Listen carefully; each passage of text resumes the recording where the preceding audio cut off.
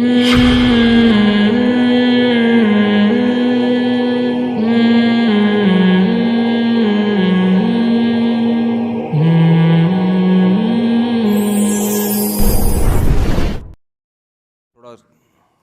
مختصر سلسلہ ہی ہوگا سوالات کا. بھائی مفتی صاحب جنازے کی نماز کے بارے میں بتائیں. وجل ثناؤ کا پڑھنا چاہیے کہ نہیں پڑھنا چاہیے؟ وجل ثناؤ کا کہ الفاظ ثابت نہیں ہیں. چپل پر پاؤں رکھ کر نماز جنازہ پڑھنے والا کیسا ہے؟ چپل پہ پاؤں رکھا، چپل اگر پاک ہے تو اس کو پہن کے بھی نماز ہو جاتی ہے، ناپاک ہے تو پھر پہن کے نہیں ہوگی. اب باقی پاک ہے ناپاک ہے تو دیکھیں، اگر کوئی ایسی جگہ پہ رہتا ہے نا جہاں خشک نجاست لگتی ہے چپلوں پہ، جیسے کوئی خشک گوبر لگ گیا تو اس کو تو رگڑنے سے ہی پاک ہو جاتا ہے، تو ایسی چپلوں کو یا جوتے کو آپ زمین پہ اچھی طرح رگڑ لیں، بس وہ پاک ہو جائیں گے. لیکن اگر ایسی جگہوں پہ چپل لے کے جاتے ہیں جہاں گیلی نجاستیں ہوتی ہیں، جیسے پیشاب وغیرہ ہے، جیسے واش روم میں چھینٹیں بہت پڑ رہی ہوتی ہیں نا، وہ تو سب گیلی یعنی تر نجاست جسے کہتے ہیں، جو لیکوڈ فارم میں ہوتی ہیں، تو وہ دھوئے بغیر پاک نہیں ہوتی. تو اس لیے احتیاط اس زمانے میں اسی میں ہے کہ چپل اتار کے یا چپل کے اوپر پاؤں رکھ کے پڑھ لیں، یعنی چپلوں سے پاؤں باہر نکالیں اور اوپر پہنے نہیں اس کو. بہتر یہی ہے تاکہ احتیاط پر عمل ہو جائے. جبوئی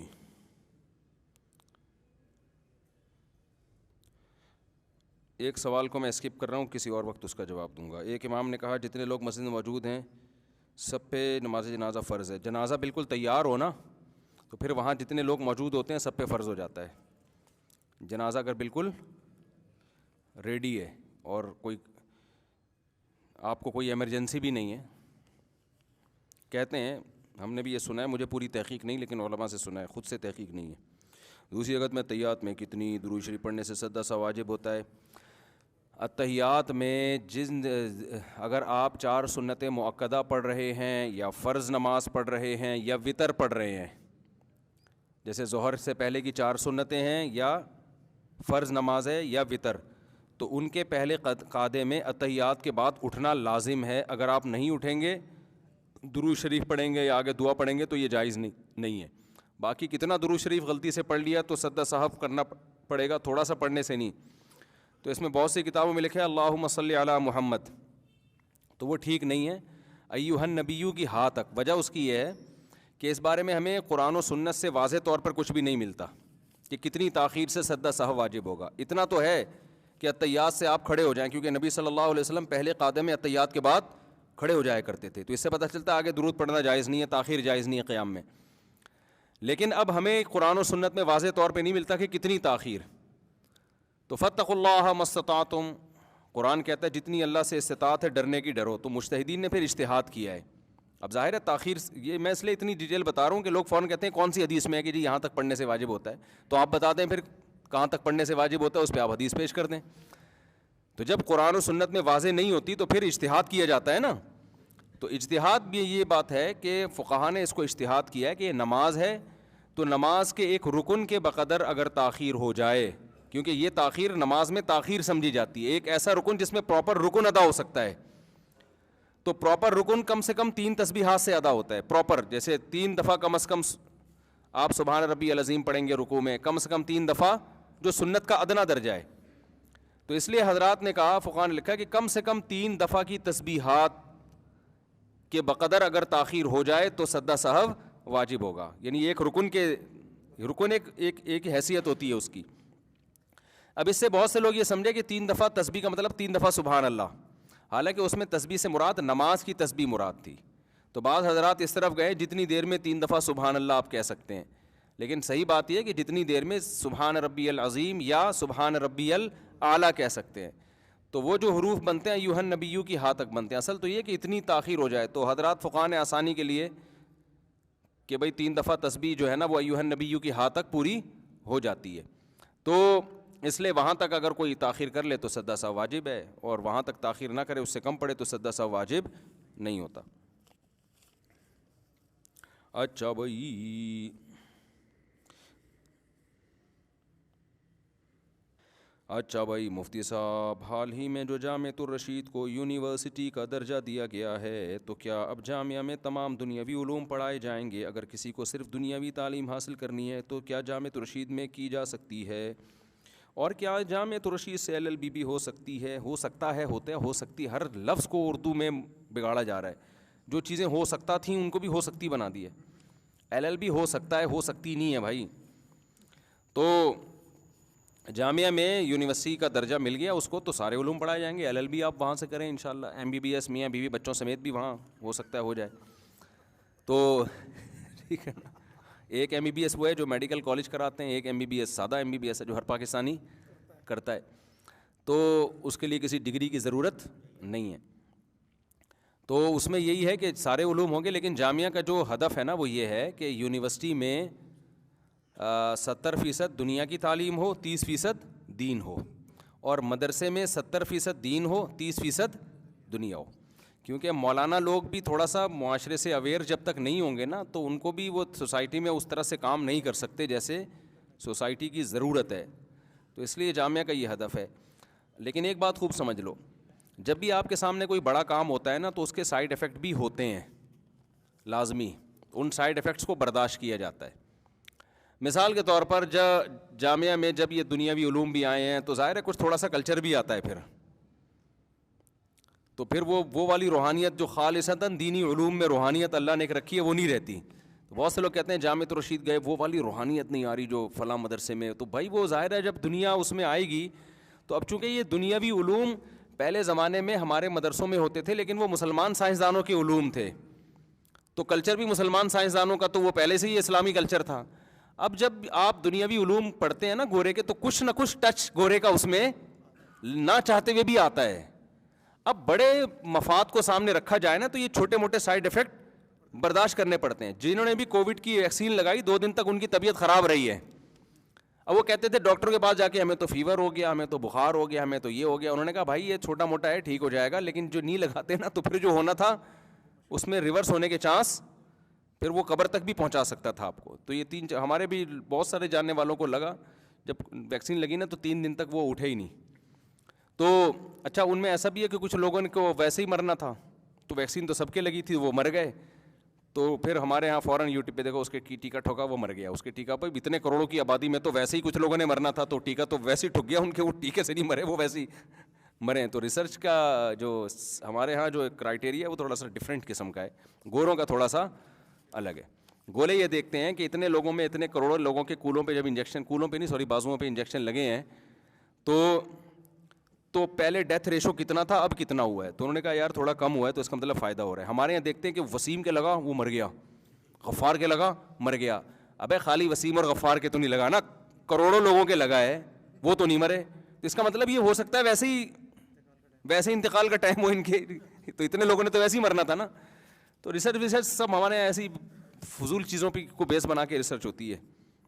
اور ایک دم آئے گا کوئی بندہ، وہ یہ دیکھو اسپتال میں جنازہ، ابھی ان کو ٹیکا لگوا کے گیا ہوں، ابھی مر گیا یہ، ابھی میرا ہے. تو فوراً یوٹیوب پہ اور پھر اس کے انٹرویوز اور پھر وہ عجیب ایک پینک پھیلایا جاتا ہے. ہماری سوسائٹی بہت ہی ان چیزوں میں بہت ہم پیچھے ہیں بھائی. اچھا بھائی تو جامعۃ الرشید میں جب یہ دنیاوی علوم ہیں تو کچھ نہ کچھ اس کے سائیڈ ایفیکٹ ہوں گے. علوم کے سائیڈ ایفیکٹ نہیں ہوتے علم کے.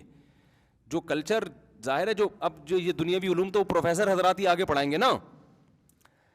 اب یونیورسٹیوں میں جو پڑھائیں گے تو پروفیسر لوگ آئیں گے نا. اس دن مجھ سے کسی نے کہا جامعۃ الرشید میں ایک انٹی ٹہل رہی تھیں. جامعہ میں انٹی کا کیا کام ہے؟ یہ مدرسہ ہے یا انٹی کیا کر رہی ہیں؟ تو پھر ہم نے تحقیقی پتہ چلا کہ جی وہ جو ایجوکیشن بورڈ کی ایک ممبر ہیں وہ سروے کے لیے آئی تھیں. تو اب سروے کے لیے جب انٹی آئیں گی تو مدرسہ ان کو یہ کہہ کے تو نہیں نکال سکتا یہاں صرف انٹے آ سکتے ہیں، انٹیوں پر یہاں پابندی. وہ تو گورنمنٹ کی ریکوائرمنٹ ہے بھائی. وہ جو بھی سروے کے لیے جو بھی آئے گا چاہے وہ کچھ بھی ہو، مرد ہو یا عورت ہو یا کچھ بھی ہو، وہ کچھ بھی، اب کیونکہ LGBT بھی بہت پھیل رہا ہے نا تو وہ کچھ بھی ہو اس کو آپ روک نہیں سکتے. تو جب یہ چیزیں آئیں گی تو تمام لوازمات کے ساتھ آئیں گی. اب اس میں دیکھنا یہ ہے کہ بڑا نقصان کس میں ہے کہ انٹی کی وجہ سے ہم ایجوکیشن ہی پہ پابندی لگا دیں تو پھر بھائی پھر جو اس کے جو سائیڈ ایفیکٹ ہیں وہ بہت ہی خطرناک ہیں. تو اس لیے یہ سب چیزیں برداشت کرنی پڑتی ہیں. اس کی مثال ہے کہ بھائی جب آپ جو یونیورسٹی میں پڑھتے ہیں تو اس کے بھی تو سائڈ افیکٹ ہیں یا نہیں ہیں. کتنے لڑکے ہم سے کہتے ہیں ہم کراچی یونیورسٹی میں, ہم پنجاب یونیورسٹی میں, وہاں جا کے نظر کی حفاظت نہیں ہوتی, یہاں تبلیغ میں سر روزہ لگا کے ایسا دل بنتا ہے, روحانیت پیدا ہوتی ہے, وہ وہاں جا کے 2 دنوں میں روحانیت کی ایسی کی تیسی ہو جاتی. تو اب ہم ان کو یہ مشورہ دیں کہ پڑھنا چھوڑ دو آپ, اور جب تک 100% اسلامی حکومت قائم نہیں ہوتی اس وقت تک نہ پڑھو. تو اسلامی حکومت تو پتہ نہیں قائم ہو نہ ہو, تھوڑا بہت جو مسلمان سائنس اور ٹیکنالوجی کے میدان میں کچھ نہ کچھ آگے بڑھ رہے ہیں وہ بھی پیچھے. تو بالکل ہی جاہل, بالکل ہی نرے کورے کے کورے ہو جائیں گے. صرف اتنا رہ جائے گا کہ نظر کی حفاظت روحانیت کو لے کے بیٹھے ہوئے ہوں گے اپنے کمرے میں, اور تھوڑے دنوں میں جب آپ پر دشمن طاقتیں آپ کو کھائیں گی نا تو وہ روحانیت بھی تیل لینے چلی جائے گی. تو دنیا کے ساتھ جب مقابلہ کرنا پڑتا ہے, بالکل اس کی مثال ہمیں قرآن میں بھی ملتی ہے.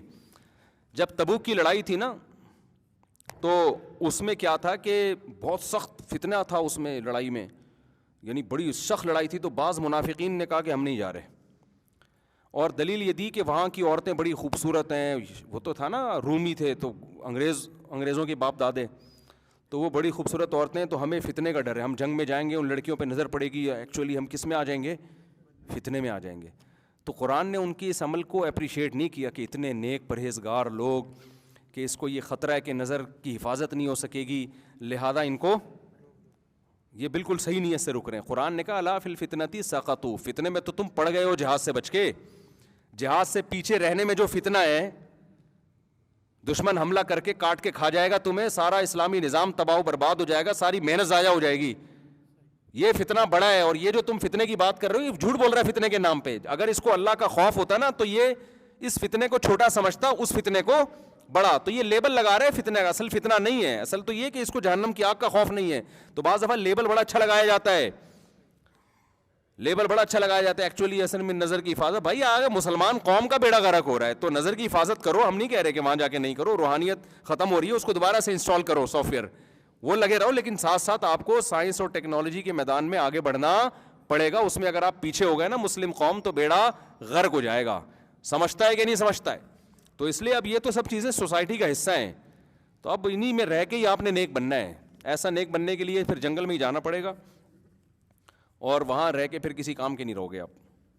اچھا بھائی, تو اس لیے جامعۃ الرشید کام جو کر رہا ہے اس کے سائڈ افیکٹ ہم مانتے ہیں کہ ہوں گے, اور وہ ہو سکتا ہے آگے جا کے اس سے بھی زیادہ سائڈ افیکٹ آپ کو نظر آئے. آپ کہیں کیسا مدرسہ ہے یار, یہاں تو لڑکیاں بھی پڑھ رہی ہیں.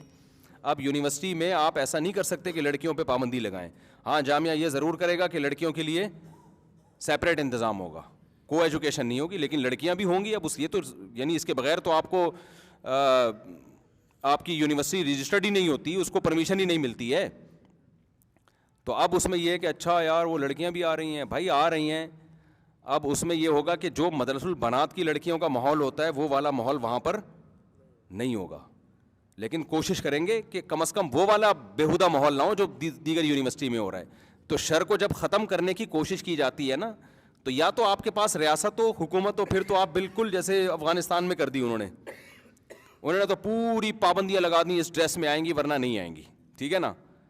اور جب آپ کے پاس ریاست ہو تو ایسا ہے, اگر ریاست نہیں ہے آپ کے پاس تو پھر شر کو اگر آپ ختم نہیں کر سکتے تو آپ کم کرنے کی کوشش کریں. کم از کم جامعہ لڑکیوں کے لیے, یونیورسٹی کے لیے ایک ایسا پلیٹ فارم تو دے دے گا نا کہ جو اسکارف لینا چاہتی ہیں, جو ایک لبرل ماحول میں نہیں پڑھنا چاہتی, ان کو تو ایجوکیشن کے لیے اچھی جگہ ملے گی نا.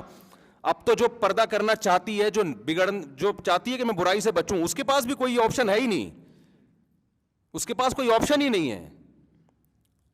تو اس کو یا تو ایجوکیشن سے محروم ہو جائے یا اسی بیہودہ ماحول میں جائے وہ جو چل رہا ہے. ابھی میں زیادہ نہیں بولتا کیا ماحول چل رہا ہے, تو ہم ایسا نہ ہو کہ یونیورسٹی والے مجھے بولیں گے تو کس قسم کی باتیں کر رہا ہے. تو رپورٹیں جو آ رہی ہے نا, ایجوکیشن کے علاوہ بھی بہت کچھ یونیورسٹیوں میں ہوتا ہے, بہت زیادہ نہیں ہوتا لیکن ہوتا ہے. تو بگڑ رہی ہیں لڑکیاں, تو کم از کم جامعۃ الرشید اتنا تو کر دے گا نا کہ جس نے نہیں بگڑنا وہ یہاں کے پڑھ لے. بھائی تھوڑا سا تمیز کا ڈریس ہوگا, اس میں کچھ پابندیاں لگا دیں گے, کچھ نہیں لگا سکتے. تو یہ اب اس میں بھی ظاہر ہے آپ اس کو جب کمپیئر کریں گے دیگر مدارس سے تو ظاہر ہے وہ والی روحانیت نہیں ہوگی. جو دیگر مدارس میں تو بالکل ایک اسلامی ماحول ہوتا ہے, لیکن جب آپ فیوچر سے آپ مقابلہ کریں گے کہ یار اگر ہم نے اس شر کو ختم کرنا ہے, اب یہ فیوچر میں کوئی ایسی لڑکی جو اسلامی ماحول میں ایجوکیشن حاصل, وہ چاہتی ہے ڈاکٹر بنے لیکن تمیز کے ماحول میں بنے, تو پھر اس کے آپ کے پاس کیا حل ہے؟ اس کے لیے تو پھر یہی حل ہے بھائی, یہ برداشت کرنا پڑے گا. بڑی مصیبت سے بچنے کے لیے ہمیشہ چھوٹی مصیبت کو برداشت کیا جاتا ہے. سمجھتے ہو کہ نہیں سمجھتے؟ بھائی حاجی عبدالرحمٰن کی نوکری کا مسئلہ چل رہا ہے, دعا کی درخواست ہے. دل سے دعا ہے جی, اللہ تعالیٰ ان کو جس کے حلال کشادہ نصیب فرمائے. تدفین کا مکمل طریقہ, وقت تھوڑا رہ گیا تو میں انشاءاللہ کسی وقت مر کے دکھا دوں. سوری استغفر اللہ, یعنی کوئی بھی مرا ہوا ہو تو اس کا پورا پراپر دیکھ لیں. ویسے تو یوٹیوب پہ بھی ویڈیو پڑی ہوئی, لیکن کسی وقت میں بھی بتا دوں گا انشاءاللہ. اللہ تعالیٰ نیک عافیت کے ساتھ سب کو زندگی دے. مفتی صاحب, کبھی کبھی جہنم اور موت کا خوف بہت زیادہ ہوتا ہے, ایسی صورت میں کیا کریں؟ دیکھو, بعض لوگوں میں جہنم یا موت کا خوف دل کی کمزوری کی وجہ سے بھی ہوتا ہے. تقویٰ نہیں ہوتا, وہ دل کی ویکنیس. جب تھوڑی سا بھی انسان کا دل کمزور ہو, صحت کمزور ہو نا, تو وہ چھوٹی چھوٹی چیزوں سے بہت ڈر رہا ہوتا ہے. تو اس کے لیے ہے آپ خمیرہ ابریشم کھائیں صبح صبح. یہ حکیم صحیح بتا رہا ہوں, خمیرہ ابریشم جو ہے نا, یہ حکیمی دوا ہے. بعض حکیمی دوائیں بڑی خاندانی ہیں, بڑی خاندانی. اسی طرح ایک خمیرہ مراویر کر کے آتا ہے کوئی, دل کے لیے بہت اچھی چیز ہے. تو ایسے دل کو جن کو گھبراتا رہتا ہو نا, لیکن کسی حکیم سے مشورہ کر لیں, کیونکہ ظاہر ہے وہ ایک میٹھی دوا ہے, تو ایسا نہ ہو شوگر وگر کا مسئلہ ہو تو وہ کھا کے شوگر لیول ہی نہ بلند ہو جائے. تو کوئی کسی حکیم سے اپنی نبض وبض, کوئی تمیزدار اچھا حکیم ہو, ڈرامے باز نہ ہو, تو اس سے اس کو بتا دیں. تو دل کی حکمت میں بڑی اچھی اچھی دوائیں ہیں, بہت دل کو فرحت ملتا ہے, اس سے فرحت ملتی ہے, سکون ملتا ہے. فرحت تو ملتی ہے نا, ملتا نہیں ہے. میں نے اس پہ اعتراض کیا تھا نا, اردو میں یہ لفظ مؤنث ہے, اس کو مذکر مؤنث بنا دیا. تو جو مؤنث ہے ہم اس کو بعض دفعہ مذکر بنا دیتے ہیں. تو بعض دوائیں ایسی ہیں حکمت میں جن کے کوئی سائیڈ افیکٹ بھی نہیں ہے, لیکن بہت زبردست, وہ دل کے لیے, آپ کے اعصاب کے لیے بہت زبردست ہوتی ہیں, اور بالکل آرگینک ہوتی ہیں. اس کے وہ سائیڈ افیکٹ نہیں ہوتے جو بعض ایلوپیتھک دواؤں کے ہوتے ہیں. لیکن اس میں یہ ہے کہ کوئی حکیم 2 نمبر نہ ہو اور چیز بھی 1 نمبر ہی دے رہا ہو. تو کمپنی کی چیزیں عام طور پر ٹھیک ہی ہوتی ہیں, کمپنی کی اگر کو لے لیں تو. خمیرہ ابریشم ہے, اور یہ اس طرح مراویر ٹائپ کی, مجھے پوری اس کا تلفظ بھی نہیں پتا, مراوید ہے, پتہ نہیں مراویر ہے کیا, کیونکہ میں حکیم تو ہوں نہیں. تو وہ دل کے لیے بہت اچھی چیز ہے. تو اگر موت کا خوف کو ضرورت سے زیادہ ہو گیا ہے تو بعض دفعہ دل کی کمزوری سے ہوتا ہے. اور اگر ایسا نہیں ہے, دل آپ کا فٹ فاٹ ہے, صحت تو آپ کی ماشاءاللہ فٹ فاٹ ہے, تو پھر موت کا خوف مسلط اگر ہو گیا ہے تو اس کو بیلنس کریں. اتنا ہے کہ نیندیں اڑنا شروع ہو گئیں آپ کی, اور گھبرانا اور بے چینی شروع ہو گئی ہے, تو پھر تھوڑا سا امید کی چیزوں کو زیادہ سوچیں.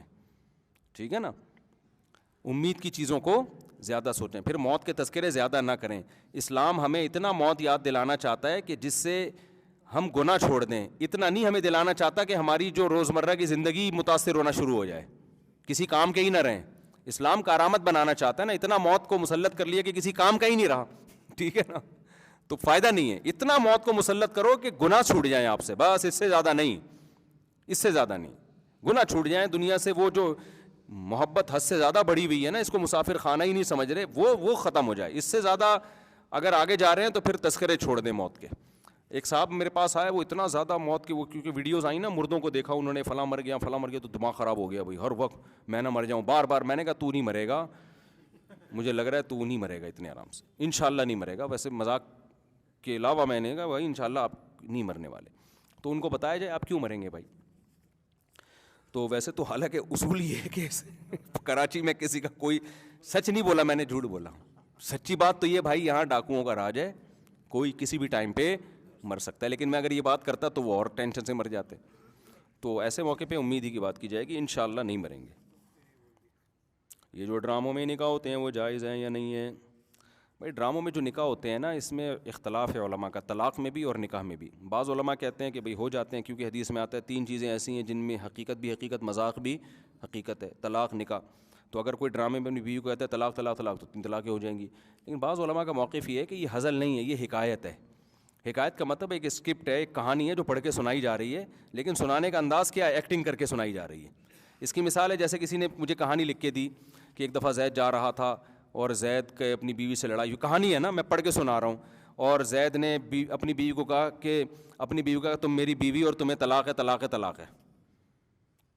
تو آپ نے فوراً وہ ٹکڑا کاٹ لیا کہ مفتی صاحب کیا کر رہے ہیں, طلاق دے رہے ہیں. تو طلاق نہیں دے رہے, وہ کیا ہو رہا ہے کہ وہ کہانی کو نقل کر رہے ہیں. تو کریکٹر جو ڈرامہ ہے نا, اس میں اسکرپٹ لکھی جاتی ہے, کہانی ہوتی ہے, کریکٹر ہوتی ہے کہ ایک مرد ہے اور ایک عورت ہے, تو اس کہانی کو ریپیٹ کر رہا ہے وہ. تو جب کوئی حکایت کے طور پہ کسی الفاظ کو ریپیٹ کر رہا ہو تو وہ ہزل نہیں ہے, وہ نقل ہے. تو نقل سے طلاق واقع نہیں ہوتی. لیکن پھر بھی نہ طلاق ہوتی ہے نہ نکاح ہوتا ہے, لیکن پھر بھی ڈراموں میں ایسا کرنا نہیں چاہیے. سمجھتے ہو؟ کیونکہ نکاح اور طلاق کے بارے میں بار بار اللہ نے کہا کہ اللہ کی آیات کو مذاق مت بناؤ. تو ڈرامے میں اگر کسی نے بیوی کو طلاق دینی ہے نا تو وہ پھر اپنی بیوی کو نہ دے بھائی, کسی اور کی بیوی کو دے دے وہ. ہاں ایسے احتیاط, یہ احتیاط کے باہر, کیونکہ اختلاف آ گیا علماء کا تو احتیاط کا تقاضا ہی ہے. یا ایسا کرے کہ کسی کو بٹھا کے بولے کہ تمہیں طلاق ہے اور بعد میں آپ کلپ میں اس کی بیوی بٹھا دیں سامنے, ٹھیک ہے نا, حصل میں اس کو نہ دیا ہو, بعد میں جوڑ دیں کلپ کوئی دوسرا. تو ایسا کوئی ان کو ہیلا اختیار کر لینا چاہیے تاکہ لوگ نکاح اور طلاق کے کھیل کو مذاق نہ. پھر کوئی پوچھے کہ ڈرامے میں تم نے اپنی بیوی کو طلاق دی ہے, تو وہ بول دے کہ بھائی میں نے اپنی بیوی, اس وقت میری بیوی نہیں تھی, میں نے ایسے کسی کو دی ہے, اور بعد میں پھر وہ ایڈیٹنگ کر کے ویڈیو میں بیگم کو جوڑ دیا گیا. تو پھر تھوڑی طلاق ہوتی ہے. ایک آدمی بیٹھے بیٹھے کہہ رہے طلاق ہے طلاق ہے طلاق ہے, کسی نے ویڈیو بنا لی اور بعد میں اس کی بیوی کو سامنے ویڈیو میں ایڈیٹنگ کر کے بٹھا دیا, تو تھوڑی ہوگی, وہ تو ایڈیٹنگ ہوئی ہے نا اس میں. تو ایسا کوئی ہیلا کر لینا چاہیے. نکاح طلاق کے حکام کے جو مسائل ہیں ان کو کھیل نہیں بنانا چاہیے. حرام جانور کی کھال سے جو جیکٹ بنتی ہے یہ پیسے جائز ہیں یا نہیں؟ صرف سور کی کھال سے ہر طرح کا فائدہ اٹھانا حرام ہے, نہ اس کی جیکٹ بیچ سکتے ہیں نہ خرید سکتے ہیں. سور کے علاوہ جتنے حرام جانور ہیں ان کی کھال اگر سکھا دی جائے, دباغت دے دی جائے تو وہ پاک ہو جاتی ہے. سمجھتے ہو کہ نہیں سمجھتے؟ کوئی بھی حرام جانور ہو, بلی ہے, کوئی بھی ہے, دباغت دے دی نا اس کو. دباغت کا مطلب یہ ہے کہ اس کو خشک کر کے اس کی ساری رطوبات ختم ہو جائیں, تو پھر وہ خارجی استعمال, کھانے پینے میں نہیں, خارجی استعمال اس کا جائز ہے. البتہ جو جانور مردار ہے نا اس کا کھال کے علاوہ کوئی بھی چیز کسی بھی طرح سے فائدہ نہیں اٹھا سکتے. میں بار بار یہ مسئلہ بتاتا ہوں کہ لوگ بلیاں پالتے ہیں, ان کی خوراک فیڈ باہر سے آتی ہے, وہ مردار ہوتا, وہ ذبیحہ نہیں ہوتا, تو بلی کو بھی نہیں کھلا سکتے, کتے کو بھی نہیں کھلا سکتے. آپ سمجھتے ہیں کہ نہیں سمجھتے؟ جانور خود مردار کھا لے, اس کو چھوڑ دیں. ایسا نہ ہو کتوں کو میرا بیان سنا کہ آپ مردار سے ہٹا رہے ہوں کہ تم نہیں کھا سکتے. وہ کھا سکتا ہے, آپ اپنے اختیار سے نہیں کھلا سکتے. ہمارے ایک دوست ہیں, ان کا فارم ہے, ان کا مگرمچھ بھی پالے ہوئے ہیں, ان کا گھوڑا مر گیا تو گھوڑا انہوں نے مگرمچھ کے سامنے ڈال دیا کہ کھا لے. میں نے کہا یار یہ آپ نے ٹھیک نہیں کیا, مگرمچھ خود وہاں پہنچ کے جو مرضی کرے. آپ کے لیے مردار سے کسی قسم کا فائدہ اٹھانا جائز نہیں ہے. صحیح احادیث ہیں اس بارے میں, امت کا اجماع ہے کہ مردار سے کوئی فائدہ نہیں اٹھایا جا سکتا. تو میں نے کہا اس کا طریقہ یہ تھا, یہ گھوڑا جب مرنے والا تھا تو ذبح کر دیتے اس کو, پھر آپ ڈال دیتے مگرمچھ کے سامنے اس کو. سمجھتے ہیں کہ نہیں سمجھتے؟ اچھا بھائی,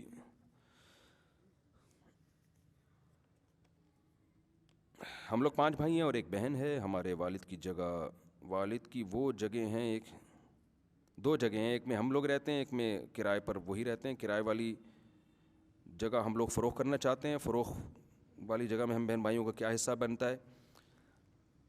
دیکھو 5 بھائی ہیں اور ایک بہن, 5 دونی 10 اور 1 11, تو 11 حصوں میں ڈیوائڈ کر دیں. 11 حصوں میں ڈیوائڈ کر دیں. جو جواب آئے وہ ایک بہن کا حصہ, اس کا ڈبل بھائی کا حصہ ہو جائے گا. وراثت سے متعلق کوئی بھی حکام ہو نا پراپر لکھ کے دے دیا کریں, کیونکہ اس میں بہت ساری چیزیں پوچھنی پڑتی ہیں کہ ان کے اور وارثین اور کون کون ہیں. کسی وارث کا زندگی میں انتقال تو نہیں ہو گیا, ایسا تو نہیں کہ ایک کا انتقال ہو گیا پھر آگے اس کے بیوی بچے ہوں. تو اس کا طریقہ یہی ہے کہ یہاں آپ سوال پراپر لکھ کے اپنا نمبر ڈال کے, یہ مولانا صفی صاحب ہے میرے شاگرد ہیں, ان کے حوالے کر دیا کریں. مفتی صاحب میں مردان سے آیا ہوں, آپ سے مصافحہ کرنا چاہتا ہوں. بھائی آپ مردان سے آئے ہیں, مجھے بہت ضروری کام سے فوراً کہیں جانا ہے, تو آپ کا میں بڑا احترام کرتا ہوں, لیکن میں نے آپ سے مصافحہ کیا تو بہت سے لوگوں کی پھر لائن لگ جائے گی اور مجھے بہت دیر ہو جائے گی. تو اب پھر انشاءاللہ کسی وقت ہم مصافحہ بھی کریں گے, سلام دعا بھی کریں گے, انڈی والی بھی کریں گے, اللہ نے موقع دیا تو چائے بھی پئیں گے. ایک کسی نے کوئی سوال پوچھنا ہو تو پوچھ لیں. ویسے وہ مردان والا ہے کہاں پہ بھائی؟ آپ جلدی سے آ جائیں بھائی, کوئی اور نہ اٹھے, بس انہوں نے پرچی لکھ دی نا. تو السلام علیکم انڈی والا خا دے ٹول ڈغت مغت خونے دی کڑے کھینا کھینا جی. ہاں جی,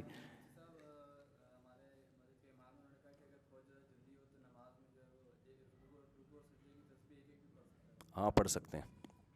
بہت زیادہ جلدی ہو تو رکوع اور سجدے کی تسبیح ایک ایک مرتبہ بھی پڑھ سکتے ہیں. کبھی جلدی ہو, شادی میں جانا ہے اپنی, اگر ہاں اگر محافظ نماز پڑھ رہا ہے اور اس کو فائر کی آواز آئے تو وہ نماز توڑ دے. اگر واقعی گولی کی فائر ہے تو اس کو پر واجب ہے کہ نماز توڑ دے. سمجھتے ہو؟ نبی صلی اللہ علیہ وسلم نے فرمایا کہ جس نے نماز میں سانپ دیکھا اسے چاہیے کہ سانپ کو مارے جا کے. وجہ کیا ہے؟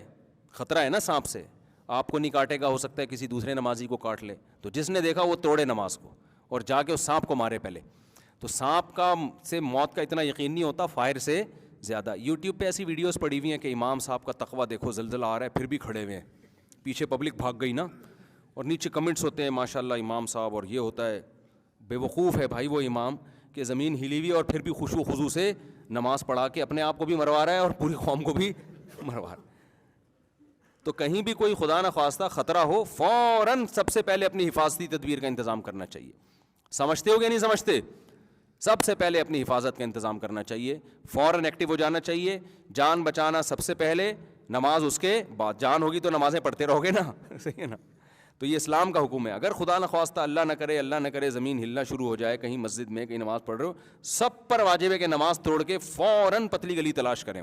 بلکہ پتلی گلی میں زیادہ خطرہ ہوتا ہے وہ گرنے کا, تو میدان میں آئیں وہ.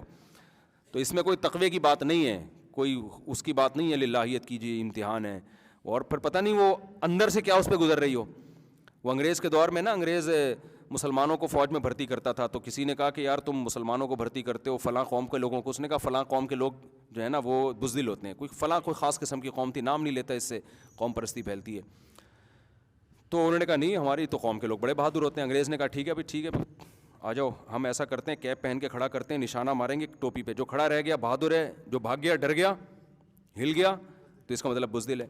تو وہ مسلمان تھا, وہ خان صاحب تھے, ان کو کھڑا کیا, سر پہ گولی ماری, خان صاحب پھڑے ہوئے, ویل ڈن بھائی زبردست. تو دوسرے پہ کے سر پہ گولی ماری, وہ بھی کھڑا ہوا, ویل ڈن. تو اس نے کہا یار یہ تو خان صاحب بھی بہادر نکلے اور یہ دوسری قوم کا بندہ جو غیر مسلم ہے یہ بھی بہادر ہے. تو انگریز نے کہا کہ یار اب اس کی ٹوپی چونکہ وہ خراب ہو گئی ہے تو ٹوپی کے اس کو پیسے دے دو, جو دوسرا بندہ ہے نا. تو اس نے کہا حضور دھوتی دھلائی کے پیسے بھی چاہیے مجھے, دھوتی دھلائی کے پیسے بھی چاہیے. تو بعض لوگوں پہ خوف کے اوپر کوئی اثرات نہیں ہوتے, لیکن انٹیریئر جو ہے نا ان کا وہ بہت ڈسٹرب ہوتا ہے, صحیح ہے نا. انٹیریئر جو ہے نا وہ بہت زیادہ ان کا ڈسٹربنس کا شکار ہو جاتا ہے. تو وہ پوری دھوتی اس کی بیچارے کی خراب ہو گئی تھی. تو ایسا نہ ہو کہ زلزلہ آ رہا ہے آپ کھڑے ہوئے ہیں تو اوپر سے تو لگ رہا ہے بڑے بہادر ہیں اور انٹیریئر جو ہے آپ کا سارا ڈس بیلنس ہو جائے. دیتی نہیں ہے, بینک سود دیتا ہے. نہیں, بینک جو سود دیتا ہے سوائے ثواب کی نیت کے بغیر اس کو کسی بھی خیر کے کام میں لگا دیں اور کوئی حل نہیں. ہاں اگر وہ غیر مسلم جو ہے وہ غریب ہے, مسکین ہے, تو وہ بھی بغیر ثواب کی نیت سے اس کو, یعنی اس کو دینے کی الگ سے کوئی فضیلت نہیں ہے. جیسے کسی بھی خیر کے کام میں خرچ کر سکتے ہیں تو اس پہ بھی خرچ کر سکتے ہیں. ہاں کھانا کھا سکتے ہیں غیر مسلم کے ساتھ. جی نبی صلی اللہ علیہ وسلم نے تو بسا اوقات کھلائے. جی اللہ کا شکر ادا کرنے کے لیے کون سا ذکر؟ الحمدللہ کا لفظ سب سے بہتر ہے. کون سا عمل؟ دیکھو پھر تو شکر میں سب سے پہلے یہ ہے کہ جس کی نعمت کھا رہے ہو اس کی نافرمانی نہ کرو. زبان سے تو ہم الحمدللہ کہہ لیتے ہیں بعض لوگ, لیکن جب اسی نعمت کو کھا کے اسی کی مرضی کے خلاف استعمال کر رہے ہیں تو یہ تو سب سے بڑی ناشکری ہے. کافر سب سے بڑی ناشکری یہ کرتا ہے جس کی نعمت ہے اس کی طرف نسبت نہیں کرتا, یہ اس سے بھی بڑی نافرمانی. لیکن اس نافرمانی سے اللہ مسلمان کو بچاتے ہیں, وہ مانتا ہے کہ اللہ نے دیا. اگلا اسٹیپ ہے کہ پھر اس کی نافرمانی نہ کی جائے.